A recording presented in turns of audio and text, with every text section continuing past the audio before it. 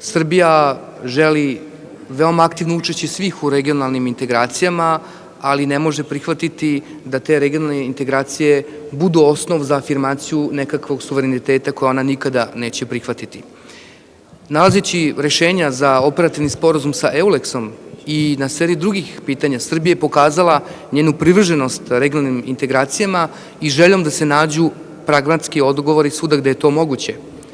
I Srbija će nastaviti tim putem. Ali u svakom slučaju, ono što je očito poslednjih nekoliko nedelja i meseci, to je da naši evropski partneri, pa i uključujući one koji su nažalost otišli putem priznavanja onoga što je za nas neprihvatljivo, tragaju za odgovorima. Očigledno je da se pokuša i sve više priča o jednom kompromisu, a to je i cilj Srbije.